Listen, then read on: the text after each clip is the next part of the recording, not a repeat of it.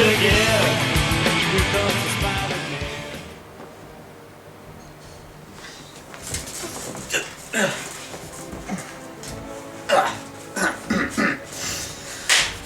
Hello and welcome to the fucking awesome game review show. I am Spider Nick, and today's game we're reviewing is the Amazing Spider-Man 2 for, well, shit, the game came out for everything, so whatever game system you have, pretty sure you can get a hold of this game.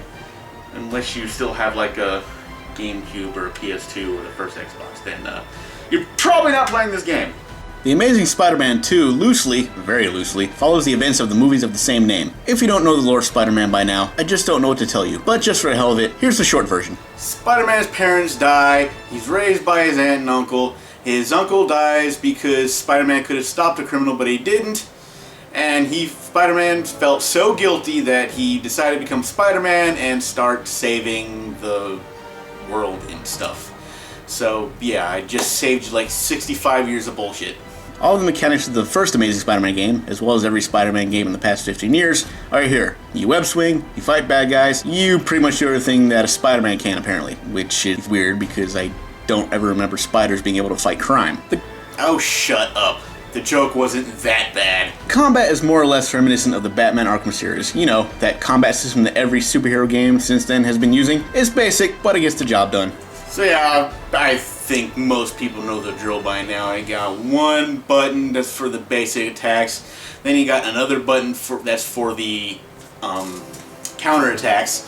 And you know, seeing how Spider-Man, you have a couple extra buttons that like shoot web balls or shoot web lines, so you can like pull enemies closer or pull their guns away or shit like that. So that is one up on Batman. Plus he has like this spider agility and stuff like that. But then again, Batman's at the peak of physical human ability, and yeah, we're talking about Spider-Man, not Batman. So let's get back to Spider-Man. The sandbox elements are there as well. You can swing around the city at your leisure, taking down crimes as you go at your discretion. Doing so will help keep up your hero rating. The hero menace rating is one of the newer features of the game. If you keep the crime rate down by performing heroic acts, such as stopping mugging, saving hostages, or rescuing people from burning buildings, your hero rating stays up. Ignore the problems for too long and your menace rating goes up, causing the public to hate you and the authorities to try and stop you. The only problem with that is when you get towards like closer to the end of the game, it gives you like very little time to go and stop crimes or anything like that. Because you're sitting there, you see one, and you're on your way to go in and stop it, and then it just disappears off the map because that means it happened and you were too late to get it. And it's like, okay, well, what the hell? And then you see your menace rating just managed to go up because you didn't have a chance to go stop the other thing. It's really a pain in the ass, and like closely towards the end of the game, you're probably pretty much going, you know what, fuck this. Let's just get through this, and you just go through the rest of the story sitting there trying to, at least that's what I did. I'm sitting there trying to stop these things just to get the menace up, because just get the hero rating up, because it helps keep the task force off your back, but it just really just turns against you on that, so. As you play and do heroic acts, you gain experience points to upgrade your abilities and gain new moves. The story is okay, but you can't help but feel that there are some parts where it seems a bit rushed, especially towards the end. It's not really going to be anything memorable, so if you were expecting high quality comic book storytelling, you're not really going to find it here.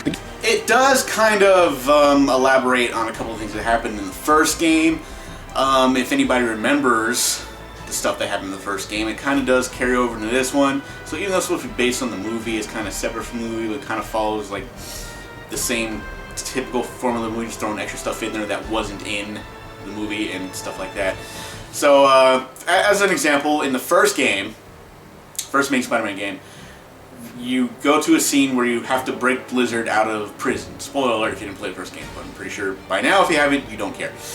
But as you're doing that, like, there's another character, Felicia Hardy, breaks out, and stuff about that carries into the next game. Now, in the first game, I don't remember if you could actually do a follow-up on the Felicia Hardy thing. I know she escapes, and as far as I know, you don't really deal with that anymore during the game. It was some kind of side story I didn't know about, or side quest I didn't know about. So, but you learn a little more about her in this game. So, if anybody remembers the first game, go ahead and try to correct me if I'm wrong on that. But as far as I can tell, they don't really say much about Felicia after her little escape in the first game. But then again, like I said, could be wrong. The game also has tons of collectibles. As you play through the game, you can unlock figures, comic books that, yes, you can actually read, and various other things such as artwork and costumes. Now this game, with all the collectibles and the extra costumes especially, does something really weird. I mean, this is like an archaic type of thing that they do, and I found it kind of weird in the game. You can actually unlock the costumes by,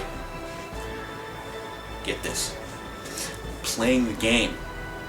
They don't really hide it behind some bullshit paywall. Like, oh yeah, we got this stuff on the disc, but you have to pay like $5 a costume or something like that.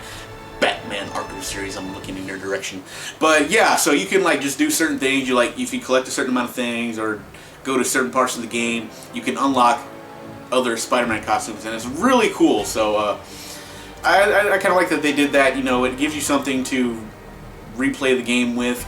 Because honestly, it doesn't have a lot of replayability, but it's definitely something to, I guess, look forward to. Even though I don't think a lot of the costumes really do a lot of special stuff. I didn't get the chance to collect them all, but so that's a pretty neat feature, and I'm kind of glad they did that. One of the major problems with the game, however, is the camera. Honestly, it's crap, and can cause some problems during gameplay, affecting web swinging and fighting. It's not too horrible when fighting due to the spider sense mechanic, but web swinging can be pretty disorienting. Yeah, it's definitely a pain in the ass, especially when you're trying to get to some place, or even trying to, you know, get to other crimes to stop. It's like you're sitting there trying to swing, and you're going to try to swing around a corner, and then you just smack into a wall or something, and it really just gets in your way, and you're like, damn it. Next thing you know, you're running like this way, and you're trying to go this way.